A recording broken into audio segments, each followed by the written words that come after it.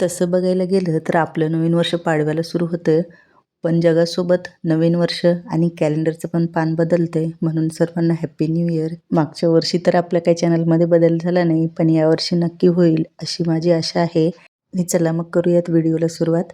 आज मी blouse cut करणार आहे, त्याच साडीवरचं ज्या साडीला मी फॉल लावून घेतला आणि तिचा पेटीकोट पण बनवून ठेवला आहे. आज तिचं मी ब्लाऊज कट करते. ब्लाऊज कट करते वेळी मी प्रिन्सेस कटची कटिंग ही डायरेक्ट ब्लाऊजवरती मापं टाकून कट करते. मला याला पेपर कटिंगची अजिबात गरज पडत नाही. मला जास्त डिझाईन वगैरे काही ब्लाऊजला आवडत नाही. मग यावेळेस म्हणलं की थोडंसं काहीतरी वेगळं करूया.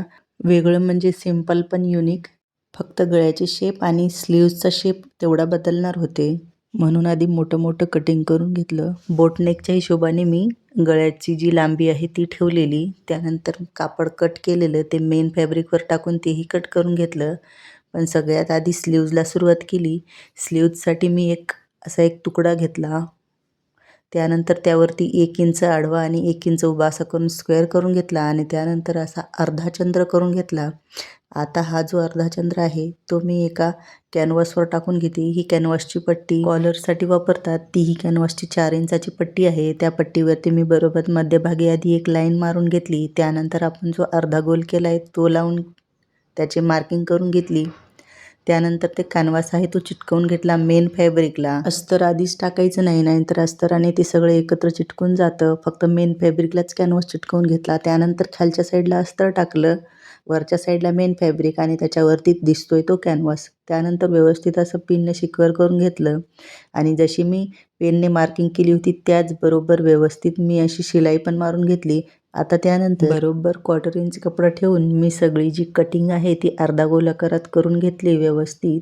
जर थोडंही इकडं तिकडं गेलं तर तुमची जी शिलाई आहे ती कट होऊ शकते. त्यानुसार मग मी व्यवस्थित असं कट करून घेतलं. पिना काढून घेतल्या आणि जी शिलाई मारली होती त्या भागाला आता वरच्या साईडने फोल्ड करायला सुरुवात केलं. आता आपली डिझाईन व्यवस्थित दिसू लागली.